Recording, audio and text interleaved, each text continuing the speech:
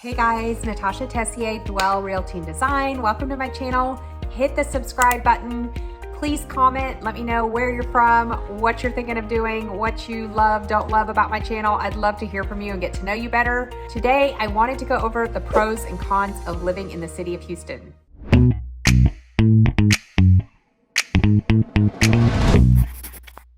Hi there, I'm Natasha Tessier. I own Dwell Realty and Design by EXP. Welcome to my channel. Most of the time you'll find me in a baseball cap, in my workout clothes. It's just who I am. I have 3 kids. I live out in Montgomery, Texas. Love it out here. I specialize in helping people move across the country. It's pretty much majority of our business besides like our local listings and helping our local clients. So anyway, if that's you, hit the subscribe button.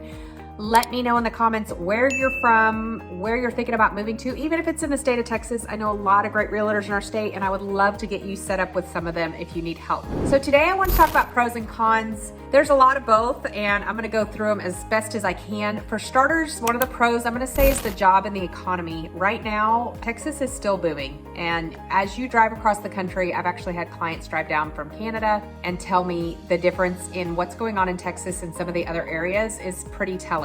So our industry is still booming. We obviously have the biggest healthcare facility in the nation. The aerospace is big here.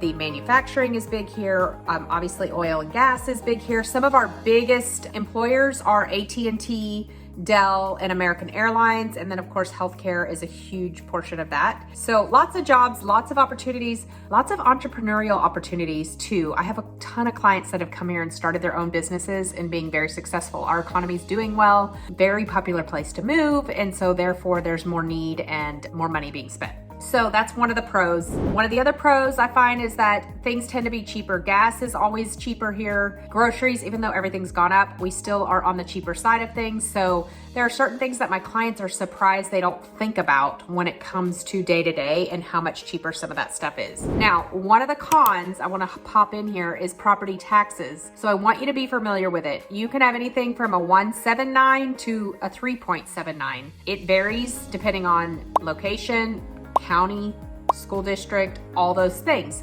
So that's a big deal. However, we do not have, and we're one of the only states that does not have a state income tax. And as we see taxes being raised across the nation, that is going to help some people because the state of Texas does not collect a state income tax. But you do want to be cautious about where you're buying, and I can help you with this and making sure that that tax rate and the amount you're spending makes sense for you because it does add up. So that's one of the cons I would say is our property taxes. So going back to the pros, a lot of people like how diverse the city is, how much food and different restaurants that we have to offer. I've heard from several that they think it's like the food mecca of the nation. There is a lot of different diverse population and restaurants for us to choose from, really good food. So people love that, as well as the entertainment is huge. So of course, we have downtown with all of the fine arts and museums, but we also have all the sports teams. So people love to go watch the Astros. People love to go watch the Texans or the Rockets, or we have a soccer team. All those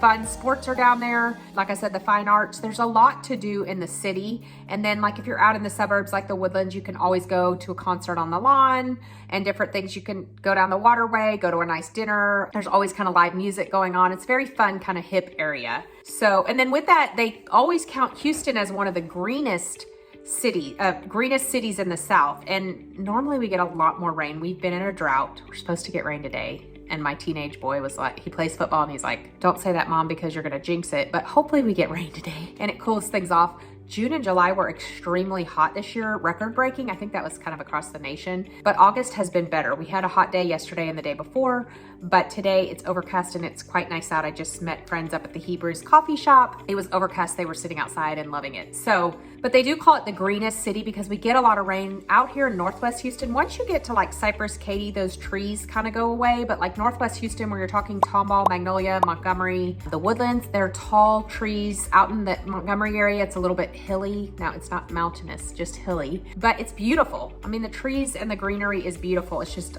a lot browner right now than it normally is. But you also have the Huntsville State Park. Further north, you have Memorial Park. You have huge parks all over the city that are really fun to explore down by the bayou and all that good stuff. Another pro is cost of living. Now, everything has gone up like the rest of the nation, but still when you compare it, you get a lot more bang for your buck. I mean, a $500,000 house here is very, very, very nice. Whereas I know like a lot of my clients coming from California, a $500,000 house might be a 2-1, 800 square foot house. That's not going to happen here. So you do get a lot more bang for your buck. And they do say that Houston is cheaper than 40 other major cities across the US. So as a big major city, it is one of the cheapest places to live. So I'm going to go through some of the cons now. I don't know. My mom always taught me, no place has everything. So I did talk about the property taxes. That would be my first con. The second thing I mentioned on is the weather. The summers are hot. I don't care where you are in Texas. People say, oh, well, San Antonio is drier, but it still can be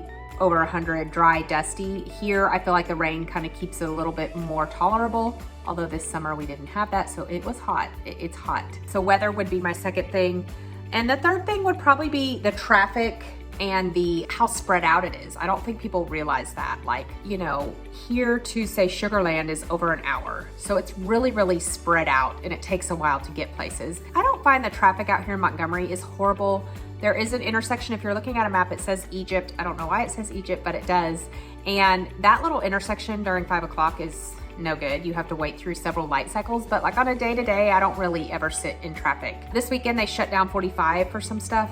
Yes, we sat in traffic, but like daily, it's just not that bad unless you're, at 5 o'clock at one of the major intersections. I don't really run into it that much. So I would say traffic, weather, hurricanes. People freak out over the hurricanes. So I've lived here my whole life, never been evacuated. The further you are out, like in Montgomery, you're so far from that water, you're gonna get rain from a hurricane, but the chances of you getting any damage are slim to none.